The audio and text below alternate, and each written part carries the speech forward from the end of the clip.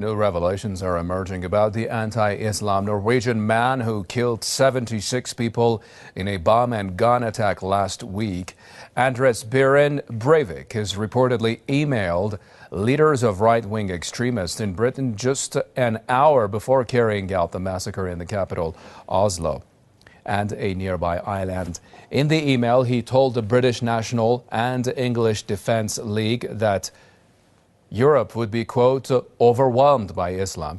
The terrorist called the participants, or rather the recipients of his email, Western European patriots, and urged them to forward the message to everyone they knew. Breivik is now in custody awaiting trial.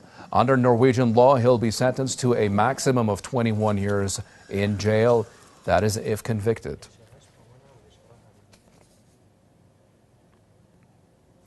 To discuss this a little bit further, let's bring in Mr. Petera Eir.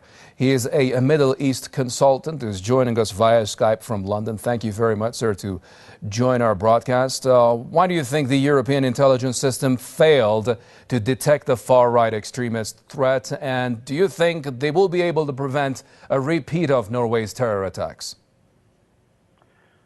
Yes, good morning. I don't think they'll be able to stop this. Because these are one-off attacks and they happen frequently all over the world, these small breakaway groups. I could see a possible connection with the British National Party, another nationalist party in this country, who also tend to show a trend towards being anti-Islamic. But in this case, I think this is a diversionary tactic. There's no question at all that this man was a very devout Christian Zionist with strong links to Israel, and he'd visited there several times. And I think also that he was a Freemason, which puts him in line with what we call the New World Order. So there's a very strong Zionist lead there, and these are fragmented groups. They're quite small. Even if there is a connection in the UK, they would be under great pressure to allow this to come out, because many times they try and break up these groups. The government try and close them down. So this would be very sensitive for them. They may support it, but they wouldn't declare it openly. All right, UK media reports show the Norwegian terrorist was in contact with British extremist groups. Why do you think the British government has chosen not to deal with these groups?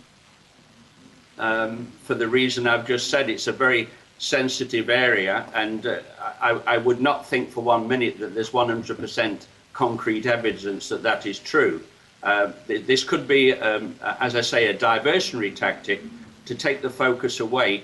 At the end of the day, this is showing a clear sign that it could be a false flag.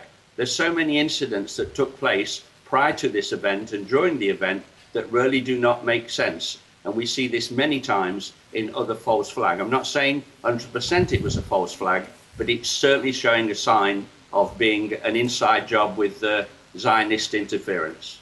Middle East consultant in London, Petera Eir. Thank you.